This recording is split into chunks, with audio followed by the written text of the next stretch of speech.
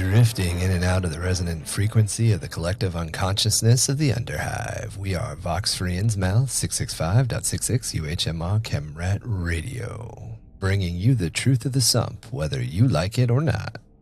Speaking of things in the sump, those hive quakes from a couple of weeks did settle down, but we probably have more coming on up as they're breaking up more of those glaciers to sell to off-worlders. I don't know why they do that as much as they do. We'll keep it nice and tight here at sub-level 8 at the Carastus Weapon Manufactorum. Beast secured us another load of special weapons. You want to tell us what's in these crates, or are we just going to surprise the next gang that threatens? Let's just say it's quite a load. Well, hopefully there's something that burns in there. I'm feeling a little bit of arson this morning. Well, it's definitely sticky. As always, I am your neon-crested axe aficionado Goblin King. Joining me today is my co-pilot, the maniac of all things rocket-induced explosives, Beast. Hello, everyone. And our special guest coming all the way in from, I'm pretty sure somewhere off-world, but I could be wrong, is the magnificent Emmy. Hello, everyone. Welcome to episode 55 of Under the Hive of Madness. Today we are jumping into another community spotlight, this time talking to a friend of mine, Emmy, who also goes by Coral Pecan around the internet-verse. She has some pretty fantastic takes on different unique color combinations to use in the hobby, as well as probably my favorite thing that I saw after I had completely finished painting my Necrons. Damn it. The fact that you are putting gemstones in on top of their gemstones, I was like, how did I not think of this? Mm-hmm. It's super, super cool. Unfortunately, very fortunately, I commissioned my Necron army to be painted by a friend of the podcast, Ickbard. Unfortunately, I did not see the gemstones until after 3,000 points had been painted. So even though I have painted a couple more, like 500-600 points myself since then, I don't know how to retroactively add gemstones. I'm sure I could, but I do. Just get those Swarovski crystals. Just do the clear one so the synth wave comes through. Mm-hmm. Well, that's the other thing. I got a synth wave. It's red, orange on top, and like blue from the underneath. Ooh, okay. Just a little Tamiya extra thin. That solvent that'll break the paint right up. You could bling it right on top. Oh, I was going to say, did you just say Tamiya paint? Like, get out of here. Nobody uses that stuff anymore. It is the single most useful thing. Yes. Wow. It is the single most useful thing when you are blinging your minis, is that Tamiya extra thin shit in the green, little green bottle. Oh, you mean the paint? Not the paint. The glue? The glue. Yes. Okay. Yes, the glue. It's got some type of solvent in it that dissolves your paint, and so you're able to kind of, get yourself a little bit of exposed gray plastic, and then you can pop the rhinestone right on. So it's like a glue and a solvent all in one. It is. One-step. That product right there. That is the key to bling in your minis. Very cool. Okay. Yeah, Yes. That'll literally melt plastic together. Yes, it'll melt plastic together, and it'll take paint off in really precise places, so you can really precise put your little gemstones on your guys. Well, I might have to do that, or come up with another way to use rhinestones in a different army. But I saw that was it. That was how I met you. I was scrolling through, or probably for you, because I was cultivating my For You page. I was trying to get rid of preteens in mini skirts lip singing and dancing inappropriately. I was trying to get rid of as much of that as possible. So cursed right now. It's all of these people discovering different, like, what cat am I filters. And just being so amazed, like, oh my god, It thinks I'm a gray cat. That's so deep. I'm a Virgo. And you're like, no, this is not. Listen. My macaroni is in Gatorade right now, so that's very like. Yeah, it's so cursed. It's like, years of telecommunications advances. We had a whole freaking industrial revolution, and now people are like, oh my god, I'm a poppy seed bagel on a filter. It told me what bagel I am. Like, Oh my we God. didn't come all this way for you to be like amazed that you're an everything bagel, Brian. Like, I mean, I'm into it, but yeah. There you go. There's some of those bling rhinestones. Yeah, $9 on Amazon for a little nail art bundle kit. That's We're awesome. not. The budget here is it's not a J.J. Abrams kind of budget. You're not throwing in lens flares. No. that's the best part though. Is like you're putting these like little cheap rhinestones on a model that's from Games Workshop that probably costs like more than 20 packs of those things. Yes, 100%. And So, every single day on the internet, some man has an opinion about that. And it's just there is a certain level of like just let people enjoy stuff, but there's also a certain level of like enjoying the rage that some of your artwork attracts. That is 100% where I'm at, because I'm that guy that's like, you put Kobe beef in macaroni and cheese, like what's wrong with you? But then there's another part of me that's like, man, I'd do it. That actually sounds. That's an interesting. I'm about that life. That AAA Wagyu and the Easy Mac. Yeah. Like, how expensive can I make this Kraft macaroni? I'm like, what the hell is wrong with you? And then I'm like, yeah, but I mean, I do it. Like, So the first time that I actually came across seeing nail products used to paint miniatures was Guy from Midwinter Minis. Mm-hmm. I want to say like 2 or 3 years ago, did a like how to paint up the Start Collecting Eldari box, the Wraith box quickly. And when he did the heads, he used, because they've got those really big conical, they've got the Wraith heads, they've got the teardrop shaped head. The swoopy swoop, yeah. Uh-huh. Yeah, and he used a nail product it was a clear coat, but inside the clear coat there were a bunch of like holographic chips essentially. Yeah. And it really like it was stunning. And like that's the thing with art, especially a mixed media art like painting miniatures. If there's something cool out there that you find that you want to mess around with, just mess around with it. I mean, yeah, Jonathan's horn. Oh, hey, look at that. Yeah. Do you have... It's Sally Hansen nail polish. Okay. Walgreens. Mm-hmm. See, I've always thought about that. That's awesome. Like, especially the gel or the resin or whatever the hell it's called, like where it's the clear, UV gel. Yeah, dude, I thought about UV gel a lot because I was like, man, if I wanted to make like a glass like cockpit, using that gel to like go over it and then just UV it, I was like, that'd be sick. Like that could work. There's a way to use it and not use it, you cannot over apply. You can't get it anywhere else or it'll just all peel off in one layer once you've cured it. But I think with the right applications and with the right mix of UV products underneath, you'd be good. I love that one of your hashtags is Legos for Goths. Yes, there's some British mini painter that I follow who I was like, Legos for Goths, and he's like, well, if you think about it, they really are Legos for Goths. And I was like, bloody right you are. And so there's this huge shared thing that we've noticed with like almost everybody we've interviewed so far. We've been like, oh, like what was your first introduction to like miniatures role-playing games? And everybody's like, oh, well, me and my siblings made up extravagant rules for our Legos. And like everybody, all of us as primary hosts of the podcast did it. The guy that Minion Coffin, who wrote our short spooky story that we read last week, same origin, like Ickbard.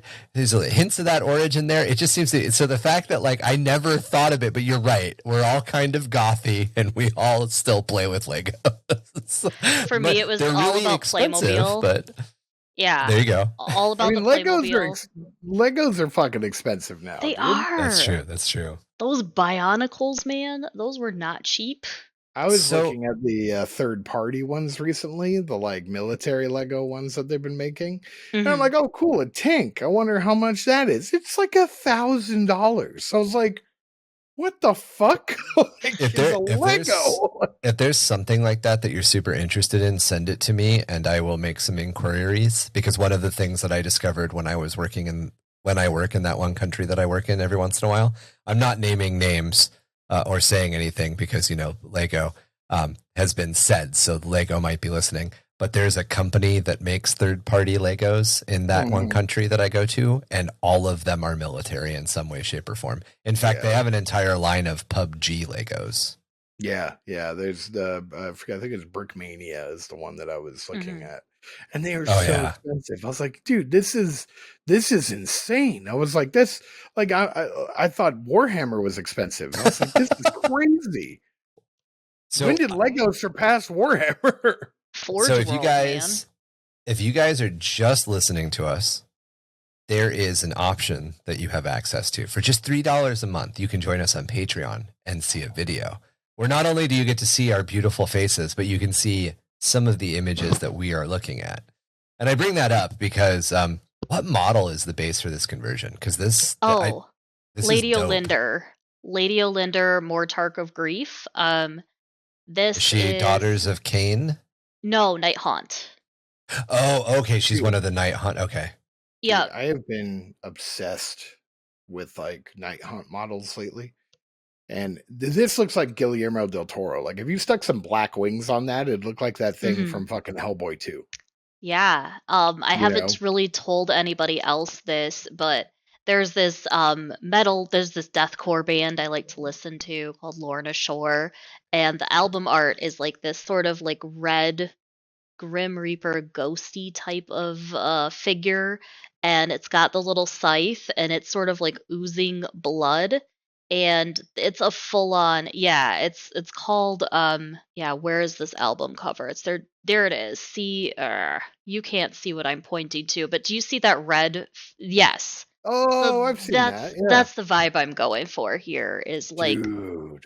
blood tendrils, and then if you see that sort of like basing stuff, I'm speaking in mini terms, but that stuff in the foreground, if I just kind of cut sprues on a bias, I can make the base look like that. And yeah, I don't know, I'm just trying to make it, paint it, because that's literally a Night Haunt, and then send it to their Instagram and be like, I made something.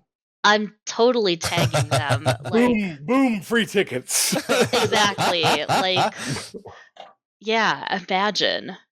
Like, let's open this fucking pit up, and then it's me. I'm not bringing my minis to the concert, obviously. Like, imagine I show up with the mini and I get Wall of Death. Like, no, thank you. Yeah, I'm not getting in the pit with her, but getting to go to like a good deathcore show would be incredible. Oh yeah. Oops, so, I'm gonna smack the mic with my headphones. Piggyback on what Gabo was saying right there. Yeah, for a small fee, you could watch these videos and help us get to concerts and buy Legos. So definitely donate. That's right. We could do a follow up to this community spotlight from the pit. If you guys, right? People are just they join that. We do that. They join that podcast. That's their first one, and they're like, "Are they slaughtering a pig?" And then somebody else is like, "No, that's just a song. Don't worry about it." No. That's just a Night Haunt. It's fine. That's just a Night Haunt. It's fine. It's just Oh my god. Yeah, so my coworker has been into painting and stuff like that, and I'm just now getting him into 40K, but he like almost exclusively did like Night Haunt stuff. And since then, I've just been like, man, these guys are cool. I kind of want to make like a 40k army that's Night Haunts, you know? Yeah, Like a ghost haunts. Necron Night Haunts, you know what I mean? have to show Like, you something. I have to show you Where- something. It's right here in my case. I was at Gen Con, and when there was there, Games Workshop just had a bunch of bits, and they were just like, make whatever the fuck you want from the bits. And so I made the Neck Haunt. See dude, him? that's what I'm saying. Yeah. Okay. Yeah. So you beat me to it. Yeah, that's it. I mean, that was, you know, it's my idea, but that's fine. You can take credit. It's okay. But yeah, I gave him the boulder, and Dude, yeah, he's just super spooky. Dude, how yeah, sick is that? Like, that's There he is. Steve. that's so, that's Yeah. so cool, dude. Okay, you'll see, right? The portal to the underworld opens. I like to do a little narrative. And from the abyss comes Steve, assistant regional overlord. Assistant regional, right. Assistant to the co-manager. He'll of the steal your underworld. soul and write you up for excessive Right, yeah, target. put you a TPS report. Dude, that's sick. Yeah. Dude, that is sick. See, that's the shit I'm like about, man. A fucking Night Haunt Necron army. That'd That's actually so be dope. that'd be an interesting flayed one. How Right? So fucking cool. we talked about the Bone Kingdom of Drazak, which is so a couple episodes ago we covered the Ghoul Stars a little bit more in detail. And the Bone Kingdom of Drazak is essentially all of the flayed, well, in 40k conspiracy theory, put on your tinfoil hat. All of the flayed ones get kicked out of Necron society and they all congregate somewhere. And one of the theorized places is this Bone Kingdom. And it is a real, it's a real dynasty, and it is a dynasty made entirely of flayed ones. The tinfoil hat is all flayed ones go there. We don't know if that's true or not, but that's the rumor.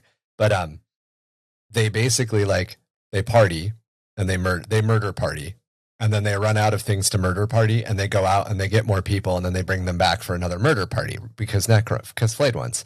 But we were talking about different ways to make an entire flayed one army.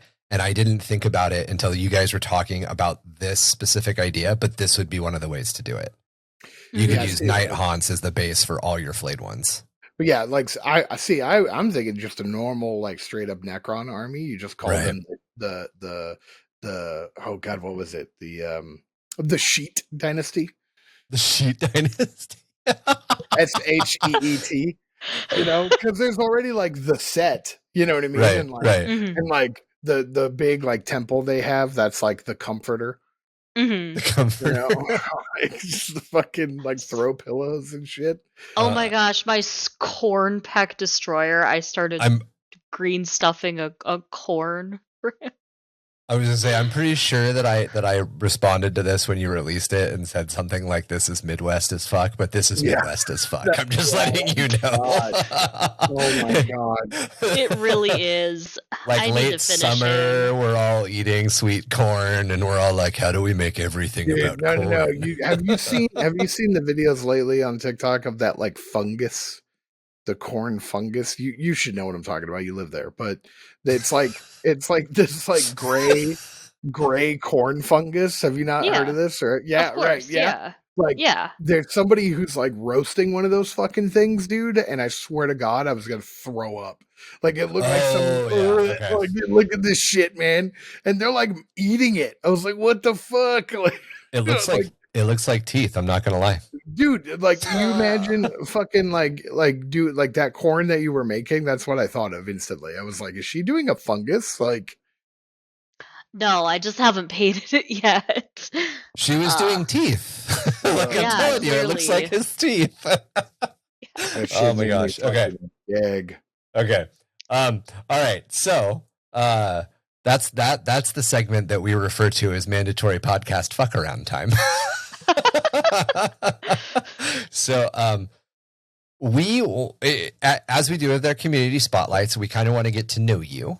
Okay. So we've got a couple of questions to ask you, and I wanted to start off with, how did you get into tabletop gaming?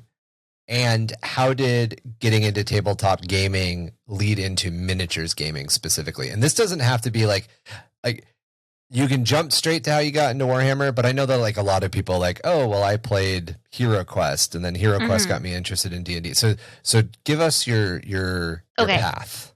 Okay, when I was little, I guess, if we're talking about Legos for goths, it was Playmobil for Okay. emos. I don't know, like the Diet Coke version of that.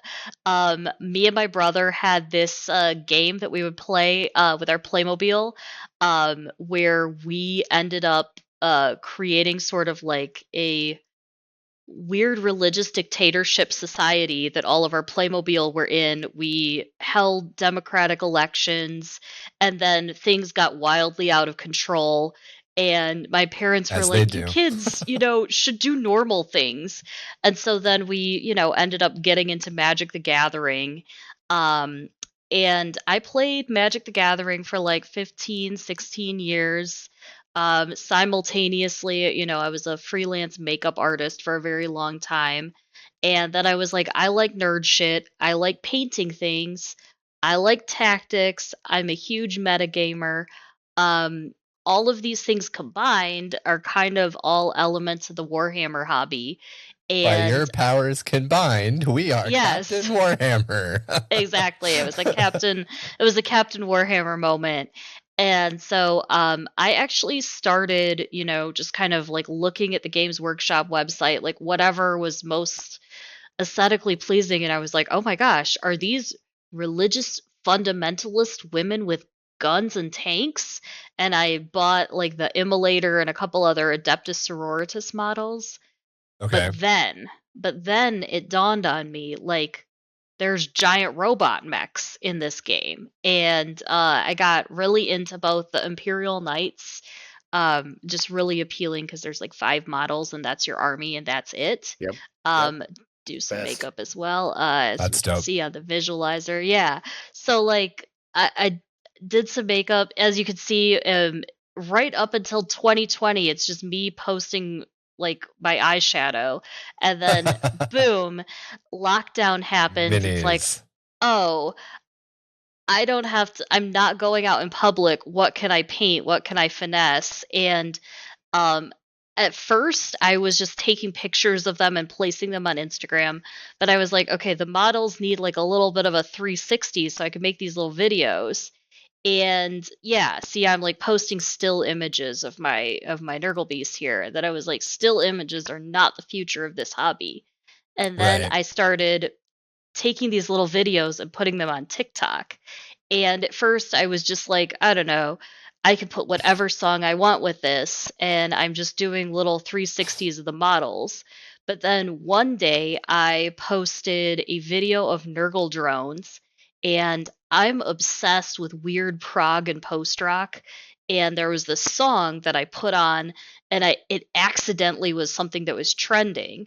And then all of a sudden, like, I wake up to like 100 followers, and I'm like, oh my god, I'm blowing up.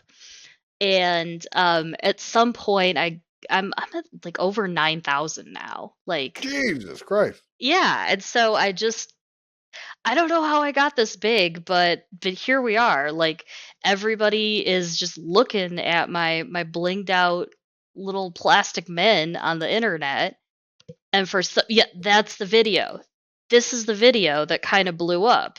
Was There you this go. Nurgle drone, right? I was like showing off the edge highlighting and this This cool looks dope. turbo dork nonsense that I got going on the wings.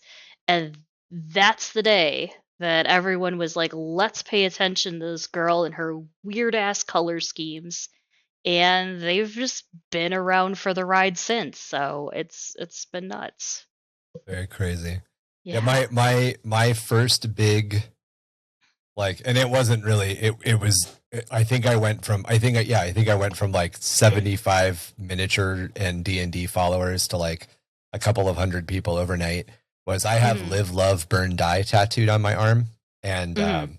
from an Atreyu song, from a metalcore song, that was very popular when I was younger, a younger child.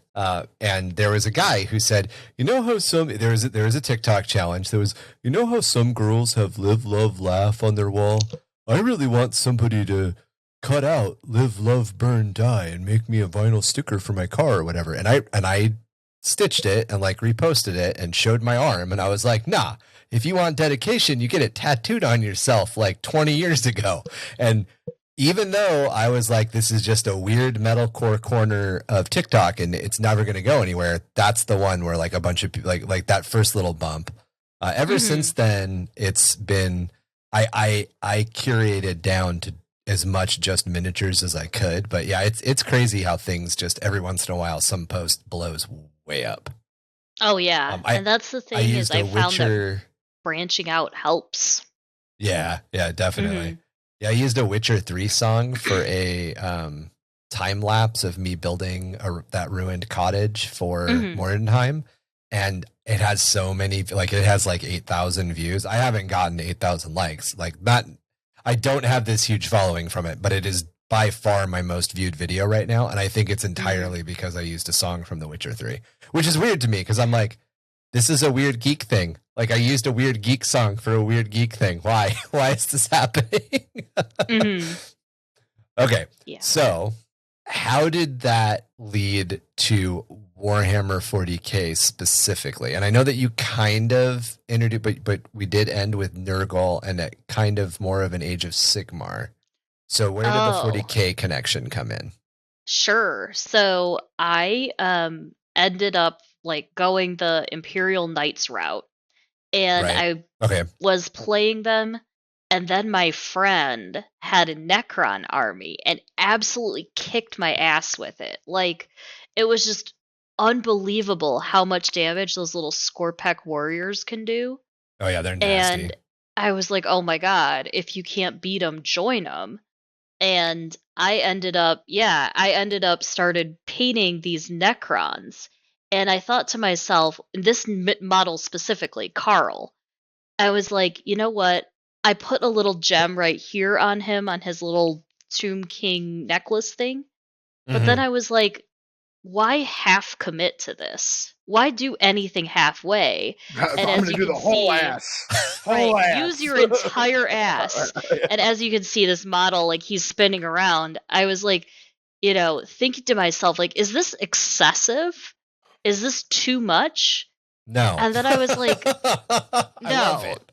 I absolutely fucking love it. This is awesome. Yeah, so Carl is actually the one who kind of like inspired me. I'm creating my own canonical drag queen house of it's a Necron dynasty. They're all drag performers. It's called the House of Swarovski, and they're all like part of the same drag family. They compete at balls, and canonically though, like instead of like Tesseract or whatever, that's Baja Blast that they're shooting. Out of their so this is a work in progress on my Doom Scythe. This is up in my LGS. I think my next video is when I added like the neon purple to it. Yeah. Oh yeah. So this really pops. that's up in my awesome LGS. Jobs. Yeah.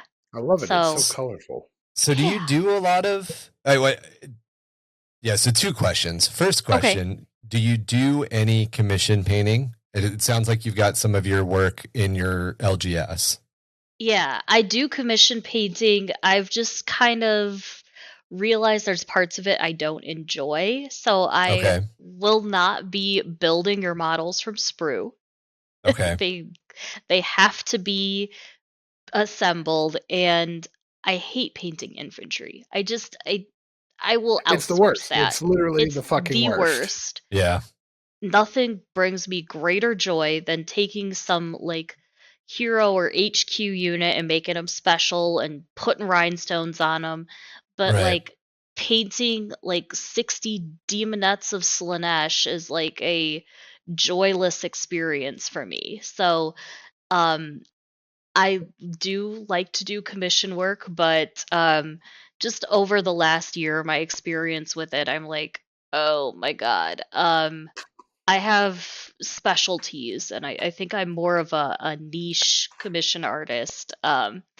If you want somebody to paint your 50 little infantry dudes like it looks like on the box, I'm not the person to contact. Got you. Yeah. So been there, done that. Got a T-shirt. Hate myself. Yeah. So I'm noticing this came up. So we did a community spotlight with Kaylee Larson, who is a Midwestern commission painter. and she had brought this, and I've heard this before, but she brought this up, and now I'm going to put you on the spot. Girls really like Nurgle. Like, yes. What's up? What's up? Tell me. Insight. I can't figure it out, dude. I cannot figure it out. Girls and Nurgle. You know, I think it's the reason why I like painting Nurgle is because it could be a little abstract. You know, with the other chaos gods, there's a very specific way that I think that they have to be presented, especially Khorne, like all that red and stuff. Yeah. With Nurgle, it's kind of like any shade of anything, just as long as you make it disgusting. Okay. It's also very much a kind of a thing for me. Like my Necrons, they're like pink and purple and glitter, but Right. the Nurgle, it's like, hey, I can also be toxic and disgusting, and it's a very like duality of man thing for me. See, okay. So hold on, focus. We're gonna deep dive here. Don't hate me. Okay. I think, and I'm not gonna say daddy issues because that's like somebody said that like Papa Nurgle, and I'm like, no, but funny. I think when I was a kid, right, every girl that I knew when I was a kid was disgusting. Like snot, like dirty, like played in the mud, like all this shit, right? Like just gross. Like little girls are gross, right? Like same as little boys. Like we're walking around like with our thumb and our finger in our nose the whole time. And little girls did that too. And that was the thing, right? Like back then, that was totally fine. Like every kid, like how many, like you pick your nose and eat your boogers, right? Like, like anytime I heard somebody doing that, it was a girl, you know? I think it's a connection to that childhood nostalgia. Because guys are still allowed to be disgusting. Because we're still allowed. Yeah, we're still allowed. Like, dude, I fart at public functions and it's fine. Yes. Like, it's like being socialized to be this prim, proper, pink glitter. Yeah, thing. you gotta like pretty things, right? Like, yeah. No, I like. Yeah, so now it's like, here's this dude that's like shitting out a person. Like, exactly. You know? Right? Right. Like the music that I like to listen to is like deathcore pig squeals and breakdowns. And like every once in a while, and also, you know, like Carly Rae Jepsen and Lady Gaga. So I have, you know, something that's a little bit more of like the pop element of my musical taste, but you got to have something for when, you know, that drummer hits that like ceramic hi-hat, makes a pig noise, and then there's a breakdown, and that's musically that's what Nurgle is. So makes total sense. Yeah, I dig it. So it's not daddy issues, right? No, that's I was like, that's he's hilarious. Grandfather, by the way. He is not daddy issues. He's not a dilf. He's not a gilf either. Like a dilf, dude. He's not a dad or a grandfather that I'd like to know. Ugh. How have I not heard that? You've never heard dilf? I've never heard dilf. How have I not heard that? Have you ever heard of sylph? No. Every once in a while, the sandwich is so good, you just want to fuck it. I mean, like, I don't know what to tell you. It's just like every once in a while, you're like 2 or 3 bites into the sandwich, and you're like, "Oh my god, this is a religious experience." I want to put my dick in it. I wanted to put his dick in me. You can also do it with tacos. It could be a tilf, you know. It's just like every once in a while, there's just food just different. No, see, that's the thing, man. I'm a fat guy. I can't combine sex and food, otherwise I'm doomed. Like, I'm not allowed to do that. So, you remember how you were worried about the rating level of the podcast? So let me talk about fucking this burrito. Like, what the fuck? Oh, great! This is the unrated, straight to DVD version. Yeah. No. We mark warning. We say fuck a lot. It's fine. It's out there. It's the chimichangas. Fucking gross. Fucking gross. Okay, so oh my god. All right, so I had a thing. Your fucking sandwiches. We were fucking our sandwiches. Yeah, look, Wherever we're going from there. I'm bringing it back. I like roast beef, bro, but come on, like, chill. That Italian nightclub. I'm just saying. So you've got all of these really. There's a lot of very interesting color play, specifically on a lot of your Necron models, and it's interesting because having experienced your feat as a friend, I have read a lot of the reactionary comments over time. But as somebody who studied art history and has a particular fascination, yes, that's the word I'm going to use, like fascination and draw to pre-Bronze Age collapsed societies, I think what a lot of people don't understand is that the Egyptians, who the Necrons are very much based on, were very colorful people. Like we look at all of these drab sandstone color buildings and go, oh, they didn't use color. But the truth is they used a lot of color. And we know that they used a lot of color because all of the artifacts that do survive are packed with color. And you have a lot of colors here that to me don't speak like, and I'm going to use this as an example. This is not an opinion I have in any way, shape, or form, but the example of like, well, girls shouldn't play this game because girls don't know how to paint it. It's like, well, you don't understand anything about how royal society works, because purple was a very, very expensive color. And if you had a lot of money and you wanted to show the other side, you didn't give a fuck about them. You wore your purple armor to the battle because that paint cost more than their entire country's GDP. And like, it's just, it's anyway. And that like purple and gold thing, like that whole, like I think purple was made of snails back in the in that time. They were mollusks, and you would actually mix them with pee to make the color, and that's why perfume is such a big thing. Like that's why. Anyway, sorry. Art history. But that was a good amount of like, okay, this guy's a royal warden. Why should he not be purple? It's royalty. And it's royal. Like I think smells like a snail's dick. My very first like negative comment about it was some guy telling me that I should go back to beauty school and that miniatures aren't my nails. And I posted some response to this of me like, hey guys, it's the middle of the day and I'm in my laundry room, but I wanted to show you the audacity of this man on the internet. And I think at that point, unfortunately, drama is what trends on the For You page on TikTok. It was on this specific video, but not on TikTok, because I simultaneously posted it on Instagram. Some man decided to come for me and talk about how deeply offended he was by the colors here because this does not honor the lore. And I'm thinking to myself, like, that's the thing about the Warhammer lore is there's like thousands of Necron dynasties. Well, like, and why can't one of them be drag queens that shoot Baja Blast from cannons?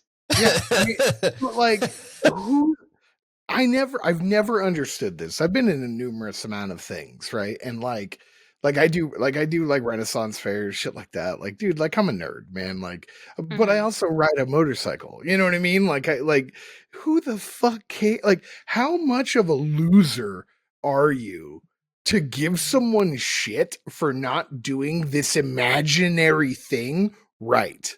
Like, last I checked, this shit doesn't exist. Right? Like this is all in books. This like a Necron is not a real person. You know what I mean? Like it's not a thing that happened in history. It's not the fucking Bronze Age. Like it's a made up thing, and you're gonna give someone shit like go paint your nail. Like, bro, go fucking die. Like no, I'm exactly. Sorry. What's the thing the kids are saying now? Go touch grass. Go touch grass. Like a week ago. Fucking get hit by a car. Like. I hope you fucking choke. Like, dude, seriously, like how pathetic are you? Like how sad? Like I can't even begin to oh man, I'd lose my shit. I'm losing my shit right now. Like I can't. Just truly maidenless behavior. But that's the thing is somehow, like, okay, I started doing this. I see my stuff reposted all the time in mini groups. I don't put it there, but it goes on like the Necron tier subreddit. It goes on Facebook pages. And at this point, people are like, "Oh, pink and purple Necrons. We love this artist. We want to see more from them." It's the Pride Flag Night Haunt that they're now all up in a bunch about. Oh, because Really? whatever. Oh yeah, they're like, that is so uncreative. It's like, someone I have a trans pride, right? I have a trans pride night haunt. And some man on the internet was like, uh, you know, the it's too flaggy. It's giving too much flag, and I'm like, well, what else would you like? What I based it on the flag. That was the color scheme. Yeah, The color there it scheme is. was the flag. Like, come on. Yeah, you can see it right there. Now it's in focus. But like, how else am I going to convey a trans pride flag at like a tabletop scale? Like, how else would you Yeah. like me to do this for you? I mean, but Please. like that's the thing too. Like you like the colors, do it. Right. And Like who cares? Like if you painted your own shit on it, I would be like, cool, good for you. I don't want to touch the model, but like, that's fine. right. Like, Right. Like, see all of them. She's not full Grim repainting the entire armor of the Emperor's Children. Right? I'm Yeah. I like, mean, look, he did mix in his blood with that, but I'm just saying. I'm like, look, you got pink eye, that's fine. Like, don't care. Like, but like, that, yeah, it's just the colors, dude. Like, who cares, man? I love that shit. And I had gotten so this is something that happens when you paint lots of miniatures. Like you can get into burnout, and you can get into this area where like you're just not, you have no ideas, you're just done. You're just your brain has become a blank. And I hit that a couple of months ago because I was trying to get my Black Legion ready for a tournament in the Midwest. And I hit a wall, and I just didn't know what to do with myself. And I had trolls from the Gloom Spite Gits that I knew I wanted to do for my Mordenheim team. And I went on Pinterest, and I typed in miniatures, and I just started going through, what was on Pinterest. And Pinterest does this thing, and I'm sure anybody who uses Pinterest, if you don't use Pinterest is like any other social media thing. You get about 20% of what you're looking for, and you get about 80% of advertisements and shit they think you want that has nothing to do with what you want. So I'm going through this, and I keep seeing these. My art brain always wants to call it umber because the colors are called umber, but I think it's called ombre. It's like a color shift that is done in the hair world. Yes, or balayage. Okay, and this girl's hair went from purple at the top to orange at the bottom, and I was like, "Oh my god, that is so dope!" So that's how my trolls. Okay, so that's how my trolls are painted. My trolls are bright orange at the top, and they graduate through red to purple at the bottom. Literally, I saw a girl's hair and was like, "This is dope. I'm painting my models this way." No one has ever given me flack for it. Why has nobody ever given me flack for it? Because I'm a dude. So it's okay for a dude to be inspired by makeup they saw online. One, but two, like that's just the inspiration doesn't, when you're into an art and when you're pursuing, and miniature painting is an art form. When you're pursuing an art and you're getting into things, like stuff hits different. You're working on a piece right now that's based on a Lorna Shore album cover, and that's going to look fucking bloody and disgusting and metal as shit, and people are going to be like, "Oh my god, that's so metal," and that's so Age of Sigmar. But like, okay, cool. What if you get inspired by a Miley Cyrus song next, and you just decide that the colors on are they going to be mad at you? It's the same thing. It was still a CD cover that inspired you, or like what and I'm throwing out random examples, but yeah, I don't understand why people draw weird lines in the sand.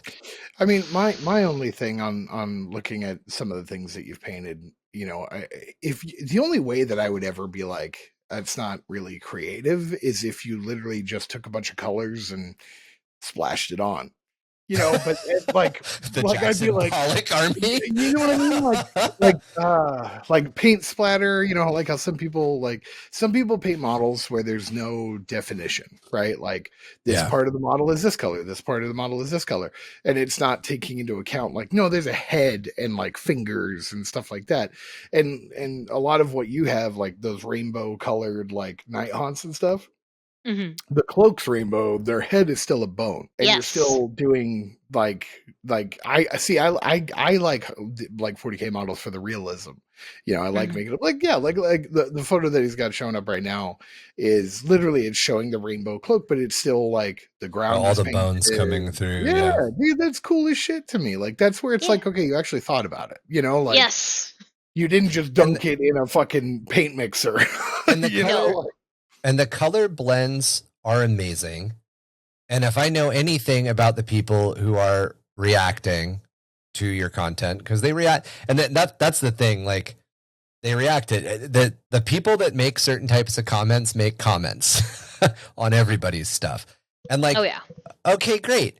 Show me your color blend. Show me how you graduated, your best Space Marine. Show me your best Space Marine with your best color blending. And they're like, oh, well, I haven't painted any of my army yet. Okay, well then maybe Right. don't comment. Like The first time I like addressed sort of that guy, right, who told me to go back to beauty school, I was like, okay, his name was like Ryan Larson 76 or something like that. I don't remember. And I was like, okay, Ryan, it looks like you don't have any feeling public attacked content.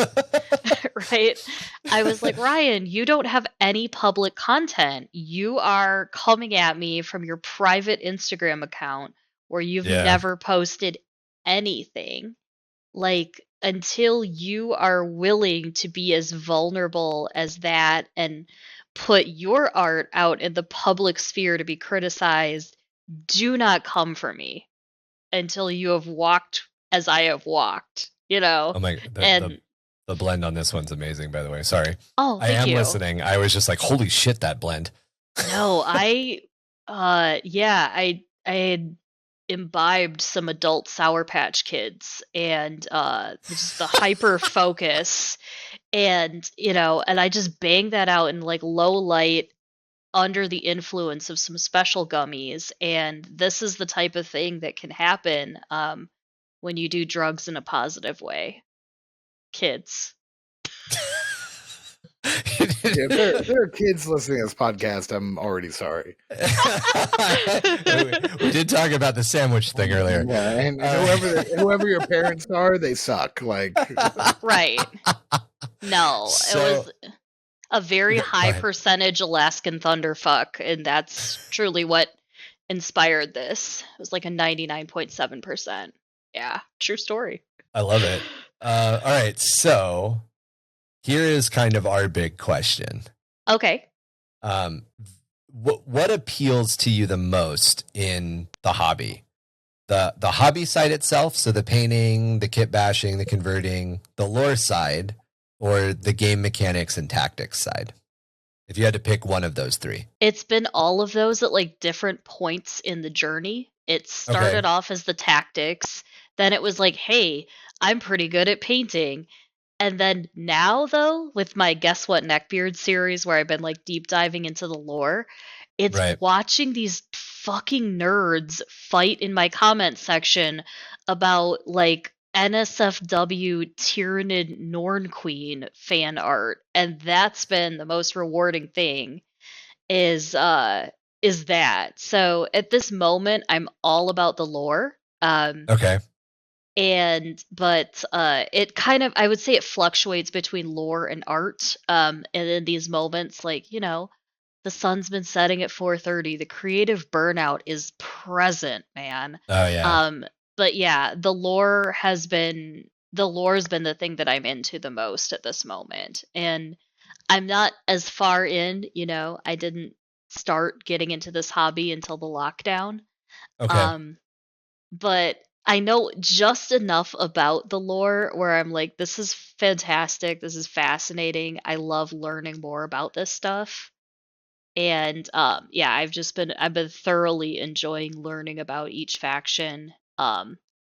and kind of breaking down that, like, hey, you know, the people, the characters that you idolize, they're not good people. Oh yeah, none You of them are know, good people. when I went out and I said, there's a video that I have somewhere in the past of me saying, okay, if you watched Fight Club and you think Tyler Durden is a good guy and a protagonist, you are the same goddamn people who ruined 40K by idolizing the Empire and the Imperium. And I made so many nerds mad on that day. They were like, who is this female? And why is she challenging my beliefs? And Who is this female? That's great. yeah, no, there was a lot of the word, it was like some Yeah. Ferengi behavior. It was like, Jesus Christ. if you watch Star I'm Trek. so mad. I get that reference. Like, well, yeah. Yeah, no, it was a lot of like. Yeah, I just immediately got it. I'm like, oh yeah. Wait, what the fuck? Yeah, it was some absolute Ferengi behavior. Like, this female is challenging our way of life. Dude, she is wearing clothes and obtaining latinum. Like, I'm literally gonna call people that from now on. Thank So you. we at one point, so being a lore-based podcast, lore and creative writing-based podcast, like we obviously have a relatively big focus on the lore, right? And we have a lot of focus on like how do you carve out a chunk of the lore so you can write your own stuff? Because like that's the big beauty of the sandbox that is 40K is that the universe is endlessly large and you can pretty much do whatever you want with it. Follow the rules, follow the guidelines, but you can kind of go off and do your own thing. And we had gotten into a couple of conversations kind of early on in the podcast where we presented, one of our earliest episodes, we had this whole thing of like, what do you do when a mom comes up to you at the game store and goes, hey, my kid's interested in playing this game. What's the best army and who are the good guys? And then you have to be like, there are no good guys. The entire basis of the game is that everyone is awful. And that's the way it's designed. The way it's designed is that way it doesn't matter. There's no good, there's no Sauron, there's no the Hobbits. There's no way that the game should resolve. Like, playing a game of Middle Earth, as somebody who has not played Middle Earth since I worked for a game store, but is familiar with the rule set, like it feels bad even when you're the bad guy and you win in Middle Earth because the bad guys are not supposed to win in that story.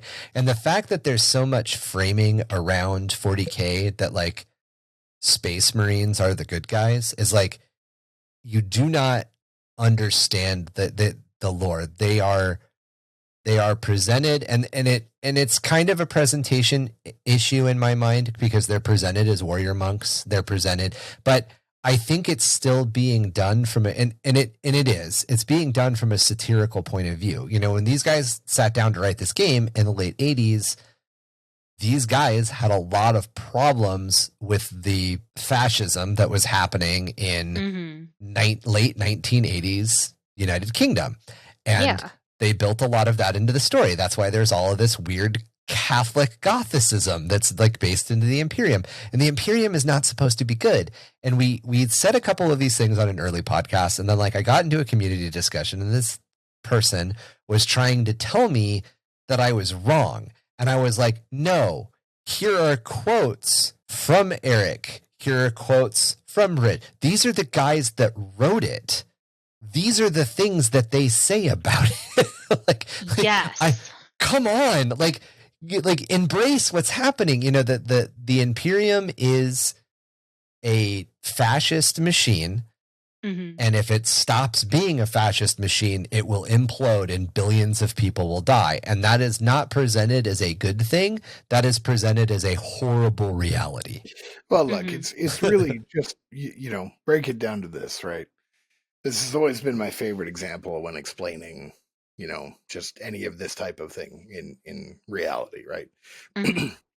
Do you know what WAR stands for? Like the actual, WAR is actually an acronym. No. It stands for we are right. We, not me, not you, we. Doesn't matter what side you're on because war is war. Yeah. And if you're going to war, you think you're right. Yeah. Yeah. That's it. That's all it is. Warhammer. War, first part, we are right. Doesn't matter if you're good or bad. Yeah, Doesn't matter what. who you Yeah. pick, yeah. Whatever you think, that's it. Mm-hmm.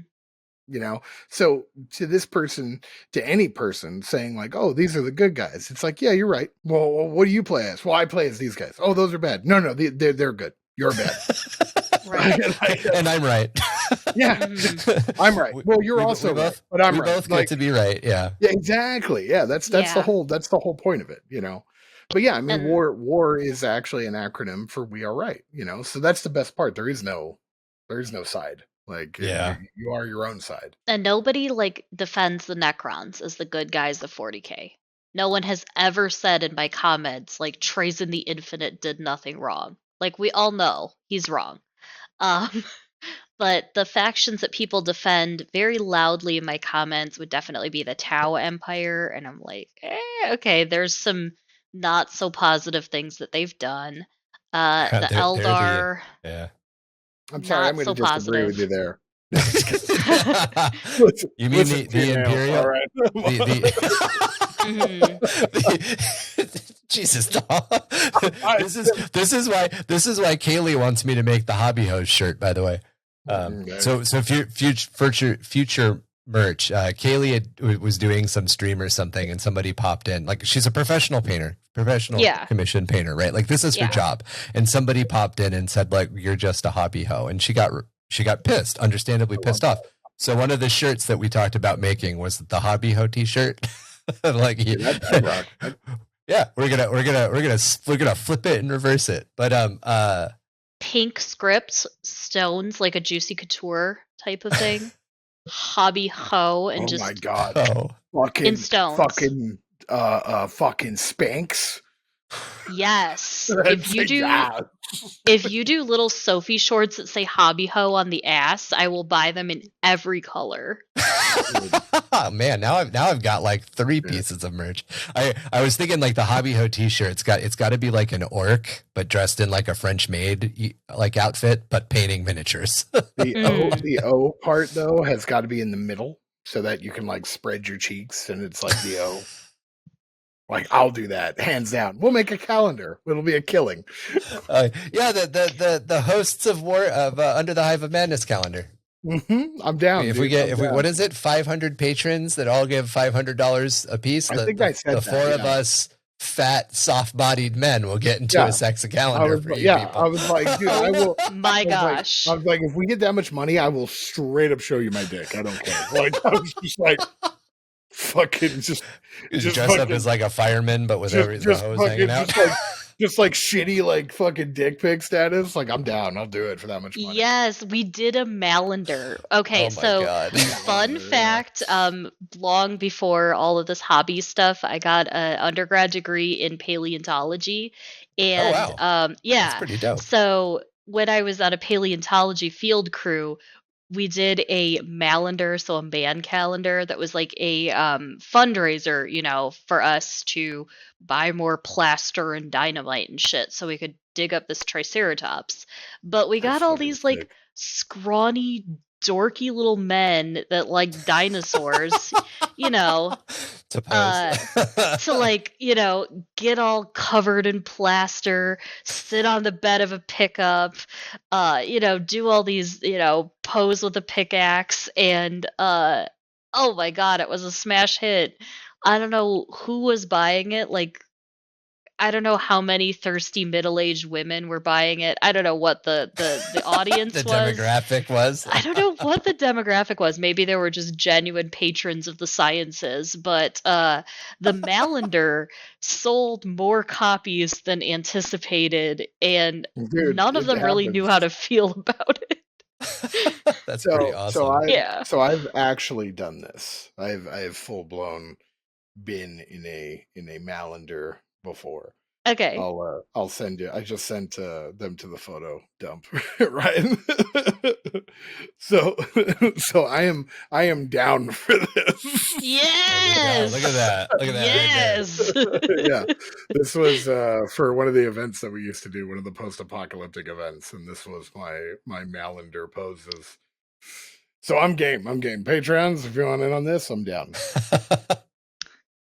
Yes. That's I something we guess. do on Magic the Gathering TikTok. There's like a whole all of us in like thirst trap pictures with made into Trap, dude, custom so Magic good. cards. So, oh, look, Yeah. you got one too. Yeah, I was like, I totally remember when they were Yep. going around doing that. Those are awesome though. Yeah. We're just nerds, man. That's Yeah, what it is. yeah. Just Okay, that's why we're so here. Hold on, I have a really important question here. Okay. I think so. So you've done fantasy, right? Yeah. And you're now in 40K, correct? Yeah, But I you're mean, still- I kind of do both. Yeah, you're going back and forth a little bit. Yeah. So in each one of those, right? If you had to pick one, faction from each thing, what would it be? From fantasy, gosh. what's your favorite? And then from 40K. Okay. Favorite faction in 40K And you will be hobby graded. wise. You will be Hobby wise, graded, it's the I promise. Necrons. But lore wise, I love the Tyranids. Like to read What about, lore? and I just think they're horrifying and disgusting, and I love them. Oh yeah. 100%. And then I'm gonna go the same thing. AOS, my favorite faction. My favorite faction lore-wise would be the Seraphon. I think the fact that they're time-traveling space lizards is amazing. But favorite faction to play, it's Nurgle. It's not daddy issues. It's not grandpa issues. It's not because Nurgle's a big old gilf. I just think that they're I love it. That's our next merchandise. Nurgle's a big old Nurgle's a gilf, dude. I love it. I love it. Or just something that's like that says like daddy Nilf. Nurgling, I want. Something that just says like I have daddy issues, and it's just like a too sexy great unclean one. No, it has to be the great clean one. Have you seen that? Yes, I have, and I never want to see it again. Dude, it's worse. It's worse. It's worse than the gross one. Neither one of you want to see it. Okay, it's so horrifying. It's so upsetting. I don't need to look at it ever again. When I first saw it, I was like, "This is worse than the gross thing." Yeah, it is. Yeah. Yeah. So I would say Seraphon and Nurgle. No Night Haunts? I thought that would for sure be one of yours. Night Haunts are cool. Like I've been enjoying them just because they lend themselves really well to that like style of wet blending I do. But they're somewhere in my top 8 if we're doing like MySpace rules, but they're not like number 1. Got you. Yeah. God, your references tonight are on point because I'm getting every single one of your references. Remember when it went MySpace? I'm all, yeah. Remember when it went from the top 8 to the top 10 and everybody got mad because like the algorithm shifted, like whoever you had picked for your top 8 like got randomized to your friends, and then like the next day people were like, I'm not in your top 8 anymore, and you're like, what are you talking about? Like I don't live on this website. Like get over it. The fucking angst I'm feeling right now just from remembering that is pretty severe. Like, right. And then they let you put they let you embed a YouTube video, the song. Yeah. So you could tell people exactly how emotional you were as soon as they loaded in. Why you gotta call me out like that, bro? What was your song though? Like what? Oh my god. Do you really want to know what my song is? I really want to know. I'm so curious. Depending on the mood, right? The first one was Yovi, Dreamer on the Run, right? It's a very California based like band. And then the other one was basically what was it? Blind Guardian. Yes. Oh, Blind Some symphonic metal. Yep. Yes. It was Mirror Mirror or oh god, what was the other one? It was like any one of the Blind Guardian songs. It was like always Blind Guardian or Dio or eventually it became In Flames, but it was like when I was emotional it was Yovi, Dreamer on the Run, and then everything else was like Blind Guardian or Dio or something like that, Dragon Force. So my original one, I guess my original one, the one that like I set like the day that it happened, and then I like kind of forgot about it and I had to go back and reset it, was Seize the Day by Avenged Sevenfold, because I fucking loved the mid riff. And the fact that in the video, like, and this is very important to much younger me, that he played that riff on, he does the riff breakdown into the solo on top of a coffin. I was like, oh my God, yes. But it would bounce between that and Unholy Confessions which is from Waking the Fallen by Avenged Sevenfold a lot. And then every once in a while it would drop into like the obscure, awful black metal that I was like the only person I knew that listened to. Oh yeah, you're one of those. Which doesn't happen that much anymore, because like now a lot of people listen to that stuff. But I want to say towards the end, it was Everywhere I Go by Hollywood Undead, because I was just in the like, I fucking hate all of you like mood, because like MySpace was dying. I'd college, oddly enough, had made us sign up for this new thing called Facebook that everybody was going to start using. Like they were going to give us our grades through Facebook, and I'm like, what are you talking about? And like it was exclusive, nobody else had access to it or whatever. We were one of the schools in Southern California that like tested Facebook, apparently. Because I've told this story to other like old Facebook users, and they're like, what are you talking about? And I'm like, oh yeah, we used to get assignments and grades through it. And they're like, we never had that. And I'm like, yeah, they did it for like 3 months and realized nobody liked it, including the teachers. But yeah, I think if you find my MySpace page to this day, it's still probably the unedited version of Everywhere I Go. So what are yours? Oh my gosh. Reflecting it back. Okay, I mean, I was a weird kid. I listened to a lot of just like weird indie. I was very into Bright Eyes at the time. So it was some Bright Eyes song for a while, but I know that, at some point, cuz I don't know, I'm from the generation who was using MySpace in middle school. At some point it was My Tears Don't Fall, They Crash Around Me by Bullet for My Valentine. Okay. Oh my God. Yeah. So, just a emo classic. And of course, when the Black Parade came out, I heard that high G note and I was like, I got to make that my entire personality now. And yeah. Yep. I've always thought that like Necrons painted up like that would be pretty cool, like the black and white, like and the make Black them a Parade. little more. Yeah. That's me with my checker Vans to this day. So hear me out. Okay. Donnie Darko Necrons. Yes. Give the flayed ones can all be Frank. With like the flat gray, right? But then silver accents. Yeah, that's so if I was gonna get into Necrons, that's what I was originally thinking. So you said Donnie Darko, and I immediately rolled my eyes because I'm like very, very tail end Xer, beginning millennial, like age wise. So there's some of this stuff that I'm just like, children. And then like you kept going, and I'm like, oh no, I can see that. Like that'd be really good. Remember, I'm always light touch. I don't go all the way in there. I'm always a very light touch with my themes.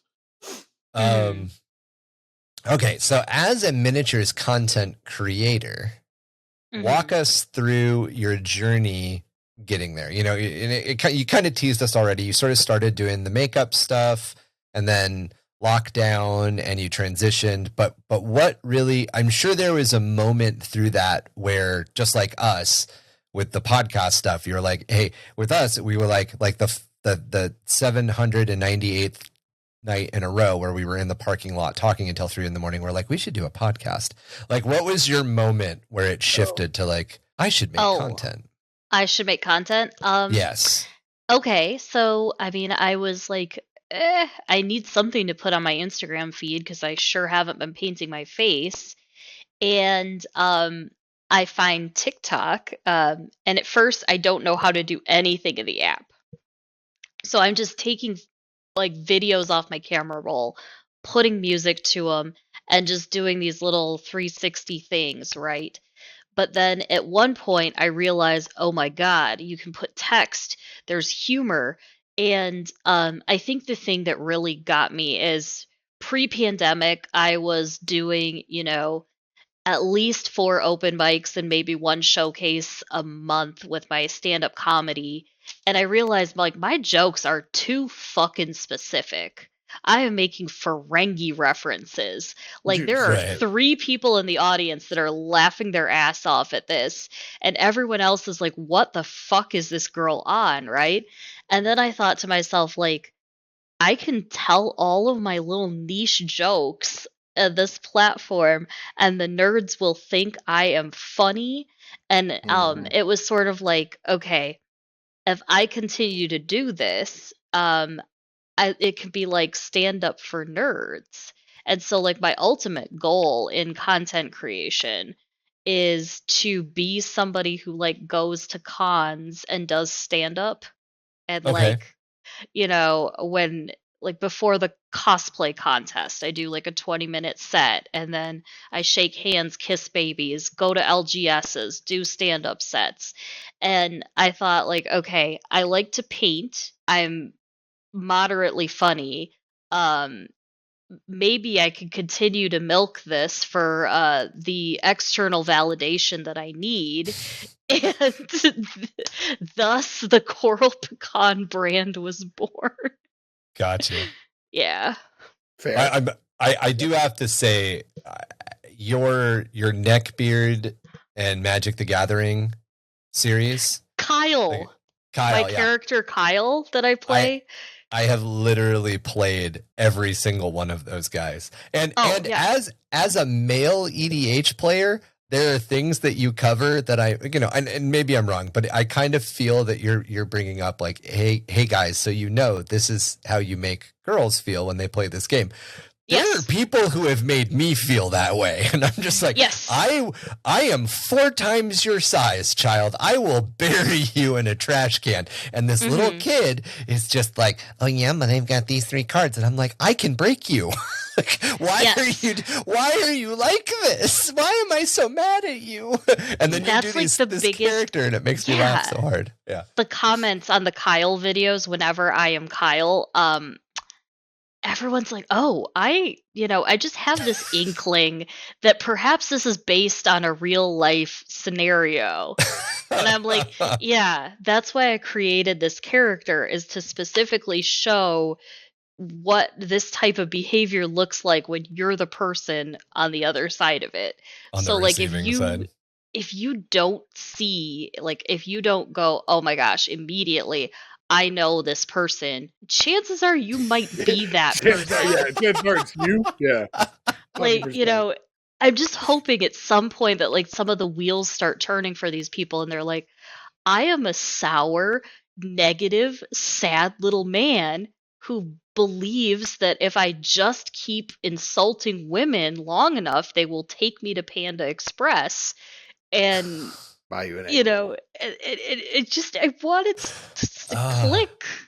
Wait, that's the end goal is Panda? Well, that's Kyle's end goal. Yeah. He loves Panda Express, and he doesn't have money.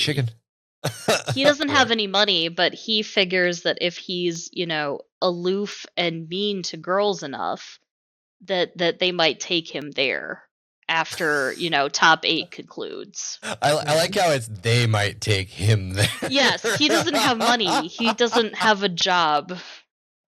Oh my god, man. Yeah. All of this tracks. Dude, there was, so I used to play EDH in Southern California, and I'm not going to name the shop, and I'm not going to name any of the people, but there were some guys that we played with every once in a while, and there was one dude that like he would sit down across from me, and I would just mentally prepare in my head. I'm like, I'm going to hate this game. I'm just not going to talk. I'm just not going to talk to him. And he was almost like, I realize everybody has a struggle, and I try to acknowledge that and everything, but this is just one of those people where like they were in college, but they weren't going to classes. They didn't have a job. They played Magic, and they collected these like 2-card combos where I was like, dude, you've got over $1,000 worth of cards and like 3 cards in that deck just because you want a 3rd turn win. Like, what the fuck? How is this a game anymore? Like, nobody wants to sit down and just get cock slapped like within 30 seconds when they show up to play a game. And we've actually talked about that as far as like 40K, because there's the same thing happens in 40K. Every once in a while you'll yeah, come on over. Let's play a Garage Hammer game. It'd be nice and friendly. And you're like, yeah, sure. So you build a 3 Baneblade list because you want to fuck around and like drink beer and be stupid. And then they're like, oh yeah, well I'm gonna bring out the Space Wolf drop pod wall. And you're like, cool. I really wanted to lose turn 2 for this friendly game that wasn't competitive at all. I don't play competitive games ever. Yeah. It's just it for everybody.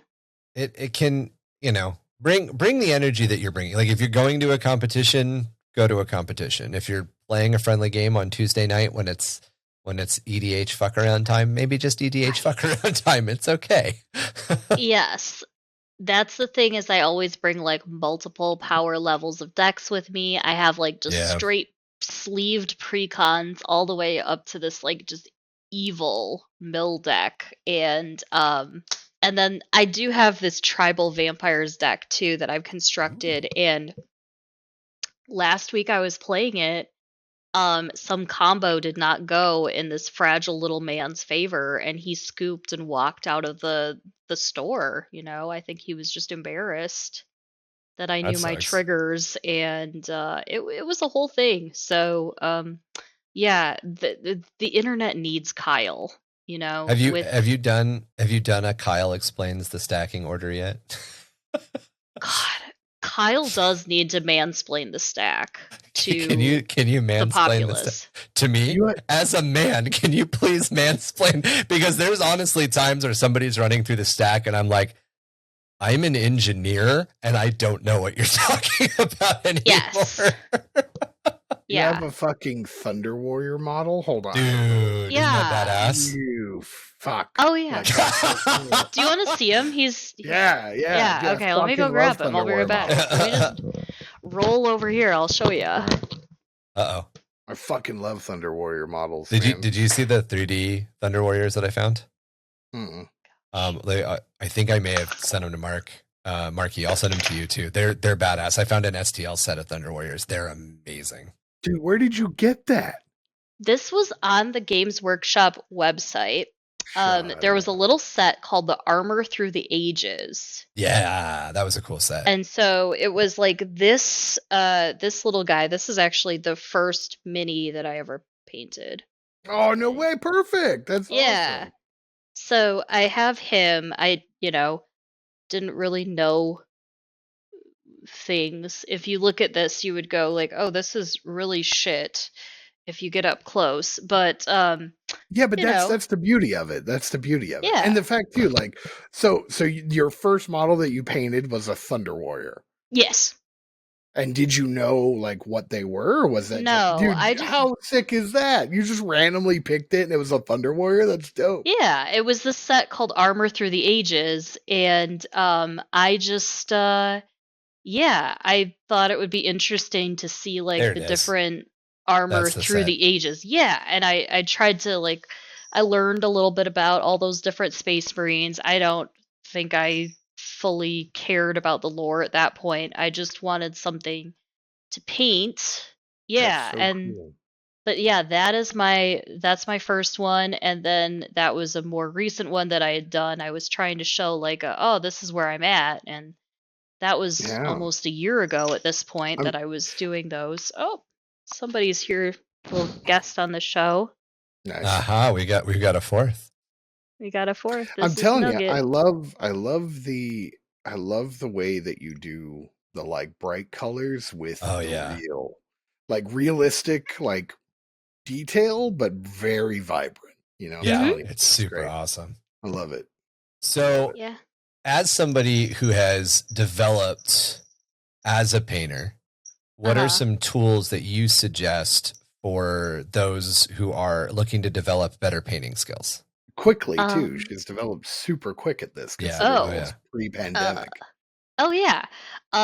Do paint. I mean, at some point, to get really good, I was painting a model a day, and making content was what was kind of motivating me. It was like,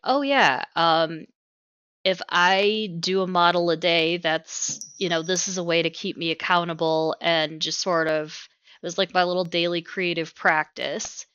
But the other That's a thing big that I commitment. think really helped me kind of level up is watching a lot of those like YouTube guys, like watching Duncan, watching the Yeah. painting coach, and the way that they do it where we base the thing out, then we Thin our um paints. thin our paints, we put our washes and contrasts on top, we dry brush or edge highlight some highlights.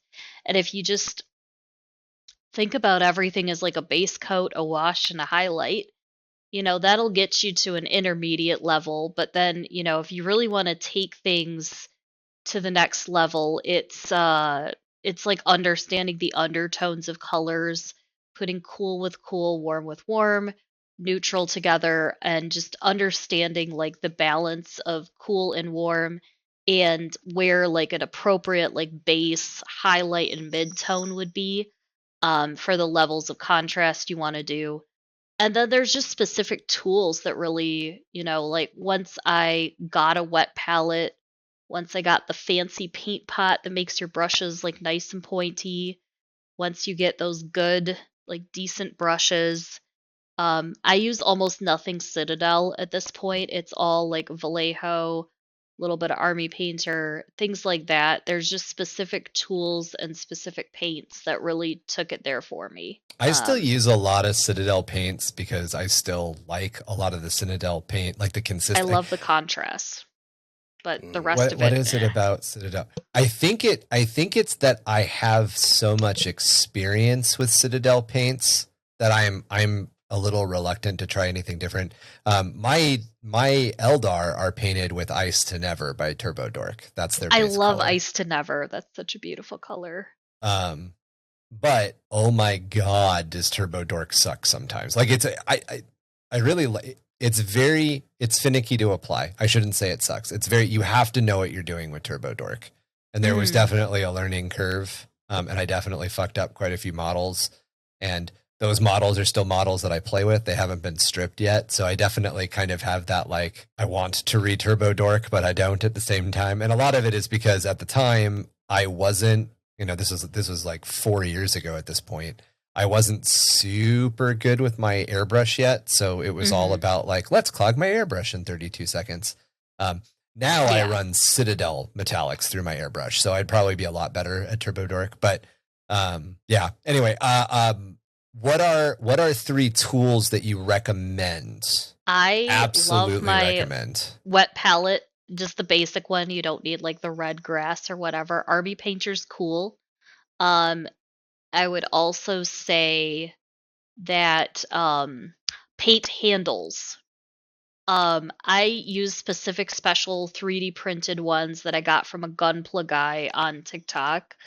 But any type of paint handle, even if just stop grabbing things by the base and trying to be successful. Yeah. That specific, Gunpla caddy system on TikTok. Oh my god.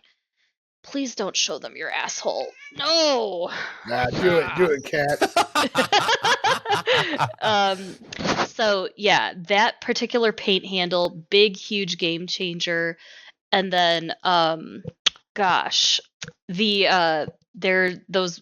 Army Painter rattle cans. Like, why was I using Citadel rattle can when you can have something for half the price that's just as good? So I moved when I moved to the Midwest, my understanding of when to best rattle can completely went out the window because it was from Southern California, and it was snowing because I moved in October. Right. Yeah, like a very smart person.